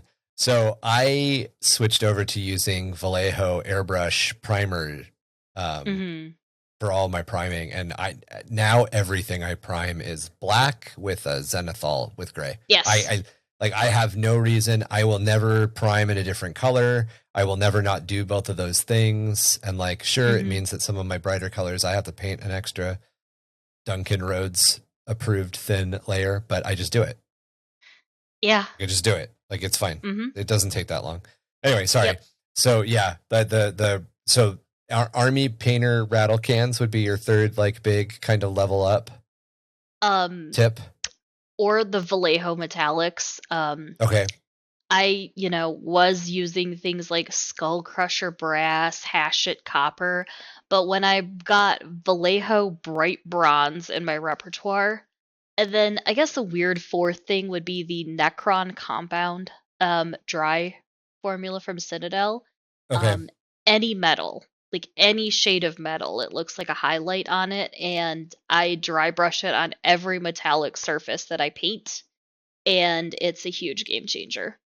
I might actually look at that. Yeah, I might. Yeah, that might be something to check out. Oh, and Tamiya extra thin. Okay, that was 5 things, but That was 5. Tamiya extra thin. Yeah, as we discussed earlier in this. So, here is the big one. Okay. What are the specific challenges that you feel you have faced as a woman in this hobby? There's a lot to unpack here. Right, hold on. Let's get comfortable. Yeah. Grab a snack. Yeah. Sit down on the couch. Get my little notebook. Let me guess. The fucking Ferengis out there? Like, that's the one? The Ferengi men. Dude, the absolute... I love it. I love Ferengi that. behavior. Dude, that's it. That's my new thing for that. Yep. Yeah. I think the first thing that happens is one huge assumption that it seems like the wrong type of men. I mean, it's a majority male hobby, but there's a good large amount of people who always think that your intentions when you get into a hobby like this are to pick up or otherwise exploit lonely, single, nerdy guys for their money, for their time, and that you're just here for the boys. And then I'm like, have you smelled them? Have you been? Have you been to a convention on day one? There's a whole thing about that. I went to BronyCon 2012, man. I never want to smell it again. Like, not a good time. Is that the My Little Pony thing? Absolutely, yes. Was that the one where there was like no way. Everything got canceled except for the ball pit?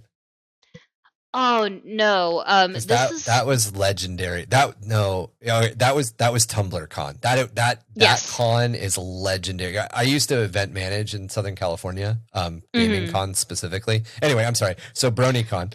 BronyCon. At the time, they were trying to do like a My Little Pony trading card game like Magic the Gathering. It never really caught on. They tried to do My Little Pony Fighting is Magic, which was like a Mortal Kombat style game with the ponies. Anyways, huge ass tangent there. They smell bad. I'm not interested in being in this hobby for a date. Like, and I don't understand why that's a misconception. It's like, yes, these women who could pull a 6 in real life, they can pull a 9 at the game store, and that's what they're doing here. And it's like, no. I know the next thing that we have to collab on, if we have time, Yes. we have to collab on this on TikTok. You know how there's the whole thing like, she's a 10, but 5 minutes into the first date, she starts explaining in-depth QAnon theory. Like, we need to do one of those, but like, he's a 10, but he only plays Ultramarines. Like, yes. He's a 10, but he only showers once a month. She's a 10, but thinks Horus did nothing wrong. Yeah, absolutely. 100%. It's a thing. So, yes, a lot of people assume, and then the other thing that I think specifically men assume about people who are women who like do model content, like that's the visual part. That's the part that goes on TikTok. Like, every game of 40K I play, every game of EDH, unless you want me to like stream that for hours, that's not content. So people assume you don't play and you don't know, and especially with the way that I paint, that I probably know nothing about the lore. And so, and it's a huge pressure to remain incredibly credible. You have to fact check everything, document every single thing, because, that's the thing is I can post a lore video, and once everyone's done watching it, the first comment that's going to come through is well, actually, and you're like, okay, I have 3 minutes. That's the most I can upload on a TikTok. Yeah. There isn't a way to convey nuance here. and you're like, oh, well, actually, the orcs believe this, this, and this, and you're like, yeah, I do know that. It's just, there's no nuance in the It, 3-minute time span. Yeah, So people are yeah. even doing it to that one dude recently, the blonde guy that's been. Oh, Wes Hammer? Wes Hammer. Yeah, people have been ripping him apart, and I'm just like, bro, like, he's just doing something on TikTok. The thing that sucks about it, the thing that's aggravating about it, as you know, so I try. I didn't find when I was doing Warhammer lore in a minute. I've only done like 6 of them. They were getting engaged. They were getting engagement with a very small group of people. And it just, for me to spend an hour and a half trying to figure out how to convey anything in the Warhammer world in a minute is very difficult. I have a lot of respect for Wes for what he did, for how he started, because we were doing a 2-hour long podcast about stuff when Wes was like, let me dump stuff on you in 3 minutes on TikTok. Like, and now that he's got a YouTube channel, it's super awesome to see how he's grown. But it's there are things. I'm going to old hammer guy for a minute. I've been playing the game since 1992. There are a lot of people in the hobby who have been in the hobby since 2020. There are a lot. I would say 80% of the people that I interact with on TikTok who are even my age, who are Warhammer people, have been playing since the pandemic hit. And I don't have any problem with that. I absolutely respect it. Welcome to the hobby. Thank you for being here. Let's make awesome shit together. 100% where I'm at. But there are a lot of people that have been playing since Psychic Awakening and 8th who are lore experts. And they quote a lot of crap as official lore that are memes from 2007. They are not lore. It is a meme that somebody made in 2007 that Reddit has fucking regurgitated for 12 years at this point, or 13 years at this point. So everybody's just like, oh yeah, this is 100% official Warhammer lore. No, it's not. That never happened. That is not part of orc lore. That is not how orcs work. Oh yeah, but so-and-so on such and such podcast said it. Yes, because they were telling you a joke, and they prefaced it as a joke, and they told you at the end it was a joke. It's not lore. Like, stop. Please stop. Do not actually me by quoting a meme from 2007. Like, I have read the entire Codex series from 2nd edition to current for this hour-long podcast we produced. Like, come on, man. But and it's, I can't even imagine, because it happens to us. I can't even imagine what it's like. Oh my God. Yeah. Recently in a comment section, some man on the internet, was telling me that, okay, right. So there's a pretty, it's pretty well accepted fact that the brain boys, the orc brain boys, are most likely the old ones. And so I think I used old ones to, in an orc video, and I could have said brain boys, and someone was like, it's not the old ones, they're called the brain boys. And then they wad at me in the comments, and I was like, buddy, they're synonyms. Right. Well, there's definitely 2 weird camps that I've noticed recently. And Tom, you'll probably know exactly where I'm going. There are Space Marine fanboys and there are orc fanboys, and there's pretty much almost nothing in between. I hate all of them. Oh my God. Yeah. I hate both so much. Right? There's no Tyranid fanboys. Nobody's screaming for the Hive and then devouring biomass in TikToks. Which show me that. I should do more TikTok content about my they who thirst. my Hive fleet, they who thirst. I'm so over Orcaboos, dude. I'm so over Orcaboos. Oh my God. And we love when we set out to do the podcast, we settled on the idea that there are like 3 pillars to Warhammer 40K. There's the Tom's 3 pillars, Beast's 3 pillars, actually. There's the orcs, there's the Eldar, and there's the Imperial Guard. Like, those are the 3 very, very easy, that each one of those gives you so many lead-ins to everything else. And like, the orcs have some legitimately cool lore. They really do. Yes. But orc or space marine should not be your not your color, your culture. What is it called? Your personality. Your personality trait should not be orc or ultramarine. Like, your entire identity. No. I'm over it. Like the dude who yells, the dude who tries to do like WOG Wednesday, and that's what he just yells WOG into his phone.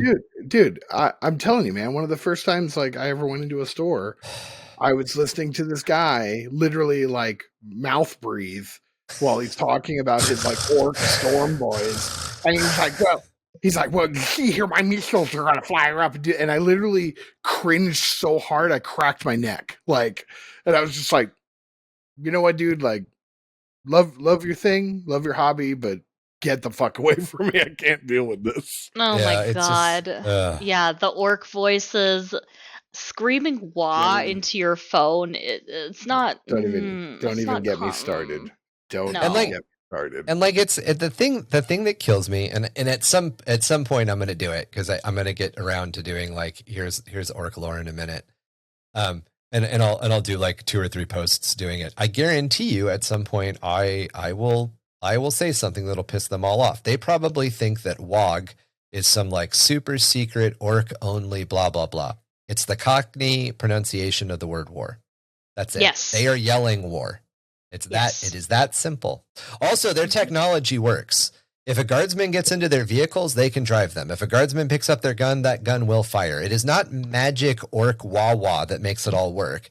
They physically work. They're better in orcs' hands because orcs have magic powers, but it still works by the rules of engineering. Like, you don't... It's not Gur from Invader Zim. You don't pull out the processing unit, throw in a fucking potato chip and a couple of bolts, and it's smart enough to talk, but a little dumber. That's not orc technology. It functions, and like, nobody gets that. Like, anyway. Ryan's very adamant about this, by the way, in case you haven't noticed. I'm a lore guy. Yeah, so I was like, the past 20 minits has just been Ryan screaming. Screaming about lore. That happens a lot. I scream about lore a lot. Yeah, this is not news to me. But you can make, like, at the same time, you can make whatever lore you want. Like, I'm working on, and this is going to impress so many of the boys, in air quotes. I'm working on a female Space Marine army, and I know that I'm going to have so many fans, and I'm going to be like, is it your army? Does it matter?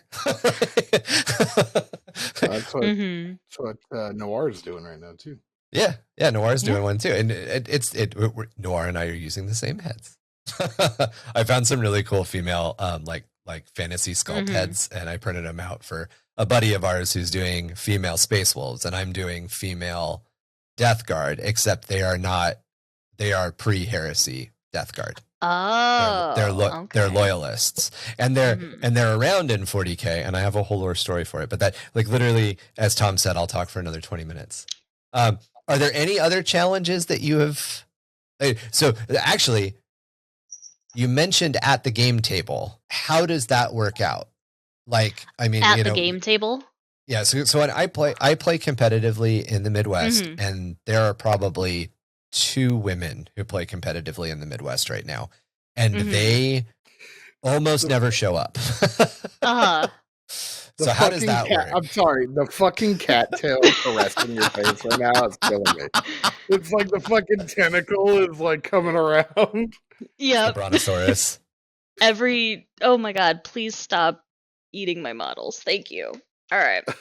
She's just gonna sit here. She's sitting in front of me now.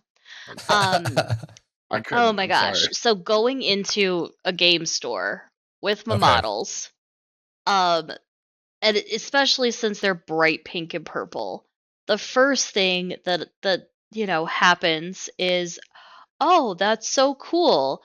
Did you paint those for your husband/boyfriend? First thing is, it's like, it's not my army. I don't know what these are. I don't know what a Necron is. So the thing is they just assume that I know nothing, that I'm here to hook up with them, and that I'm otherwise not a threat in any way. But then it's like, oh, she has a super tuned list. She knows her triggers, she knows her phases, she can math hammer you a little bit. And that's the thing is like people go into it and they don't take me seriously at all. Like I just remember like going in specifically for an AO like an AOS night, and this guy is like, "Oh, I have a Sons of Behemoth army. I know what I'm doing. You're gonna get crushed." And I bring out my Maggotkin of Nurgle army. The sloppity bile piper starts singing his little songs about stabbing people, and all of a sudden he doesn't have Sons of Behemoth to play with anymore, and my plague bearers are still standing. And it's only at that point that they'll like acknowledge or have a conversation with me. So So it's you've like got I to like have to prove yourself every time. every single time. Yep, every Do you single time. do you think that there's something that we could do that would help? Like do you? And maybe the answer is no. Don't get involved at all. But is there something as like a player base that we could be doing to alleviate some of that? Like, do you want people to intercede and be like, "Hey, jackass, just play the game," or you know what I mean? Because like sometimes somebody's being a dick to me, and I want somebody to intercede, and sometimes I'm like, no, I got this. Let them hang themselves. For me, it's all about sort of like the vindication, like, Okay. hey, you underestimated me, and this is what you get, is you get the most competitive version of myself. For the most part, I can handle myself, but definitely not in the beginning. At the beginning, I was like, oh my God. But I just think that if people went into games and just assumed that women might know what they were doing, Right. that would be just a nice, healthy attitude to have. I kind of feel like if somebody shows up with, and this is just like, this is literally a somebody statement. If somebody shows up with several $100s of well-painted things, I'm going to assume they know what they're doing. Like, I have a question. Okay. How, like getting into it, like you're saying that you were experiencing this like right off the bat, like first times go. How the hell do you just not like want to leave?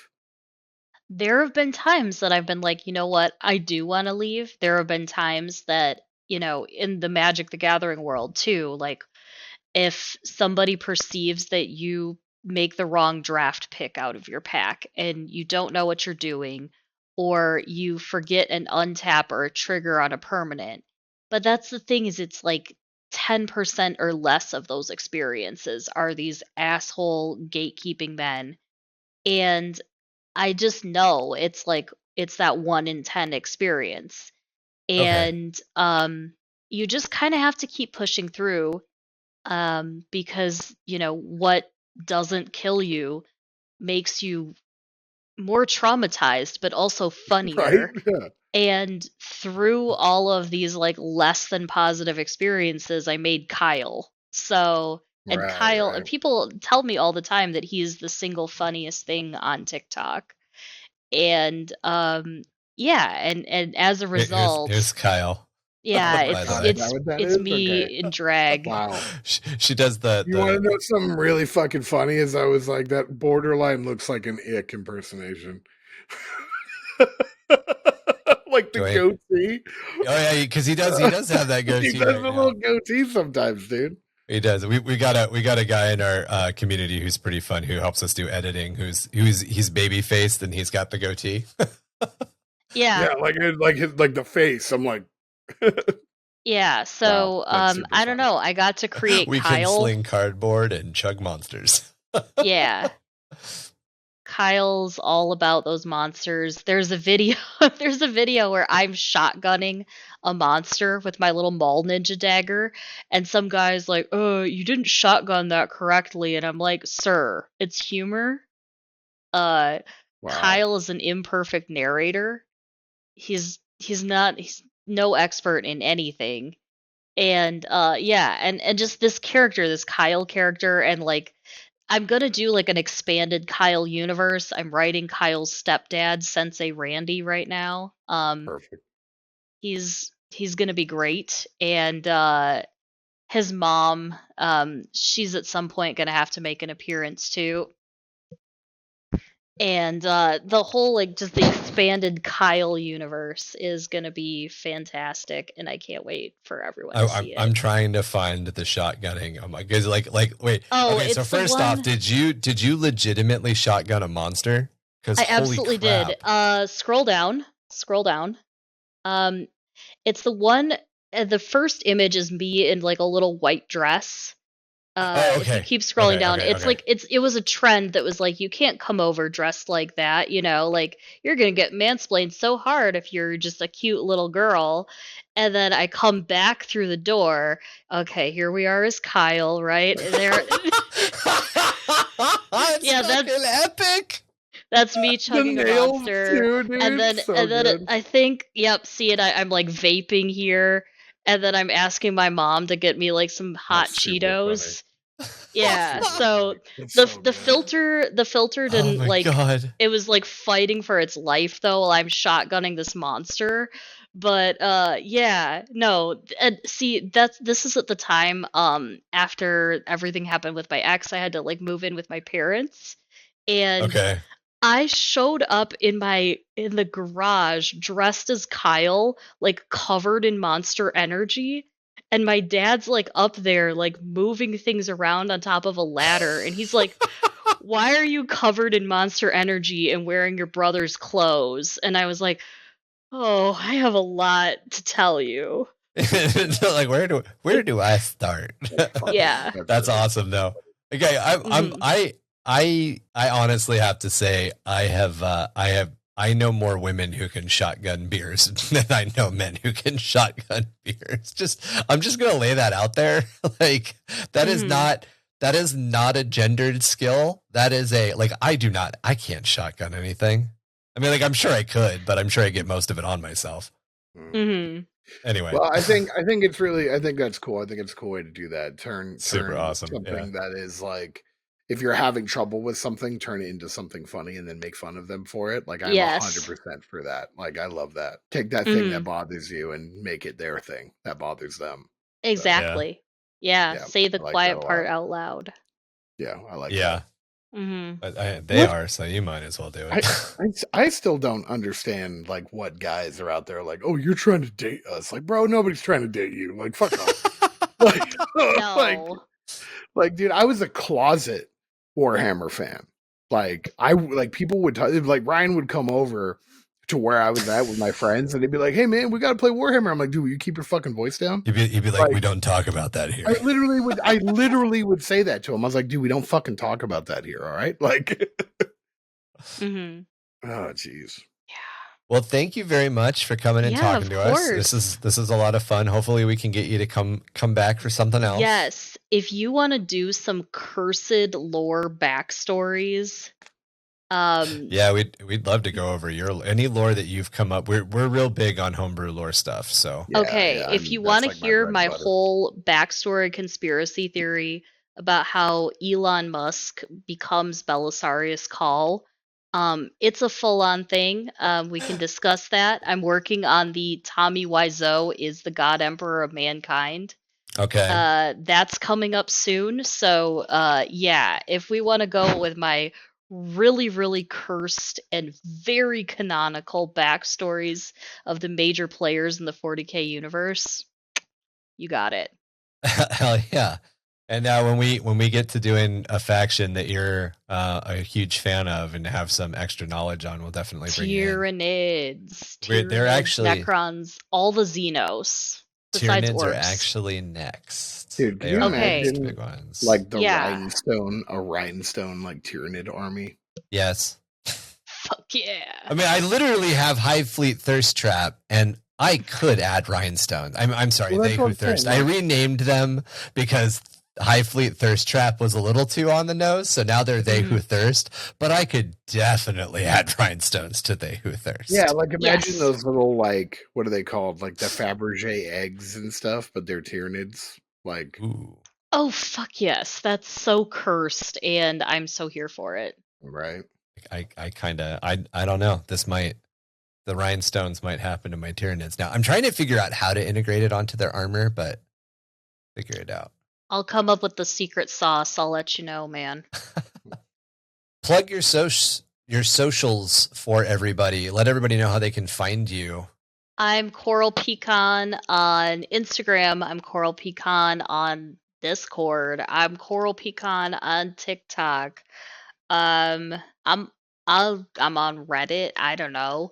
I'm all over the place, and probably more of a social media empire coming soon. But Okay. the primary way to find me is TikTok and Instagram for sure.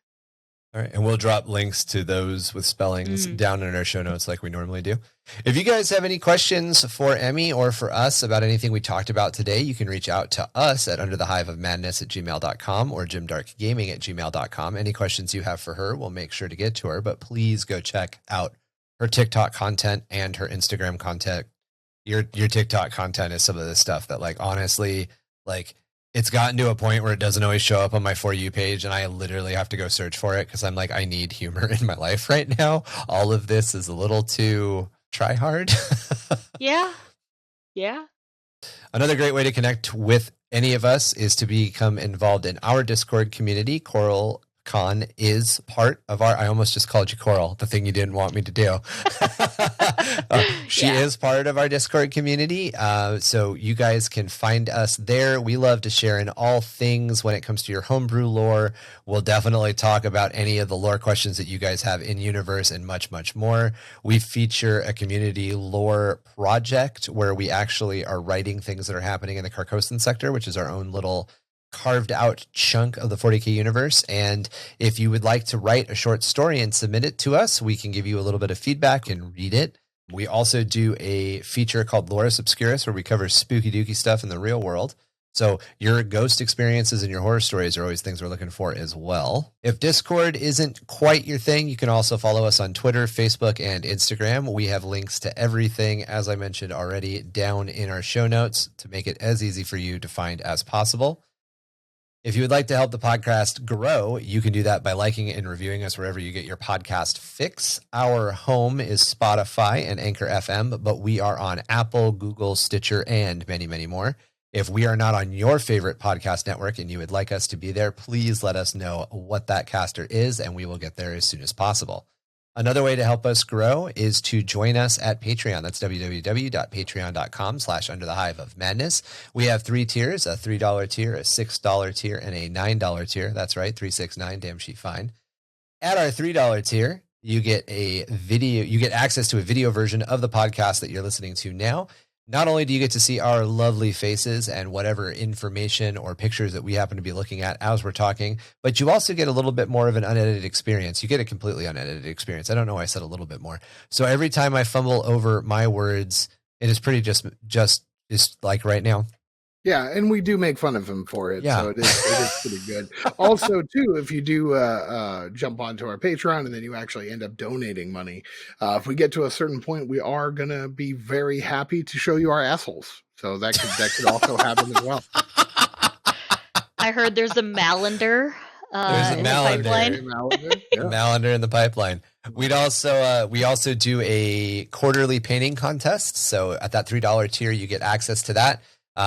We give away the Red Squig trophy. If you're interested in checking those out, we have those episodes over on YouTube. We've started to do some terrain tutorial stuff as well. So any of that cash, any of that help that comes through Patreon, we literally just focus back into making a better show or better shows for you guys.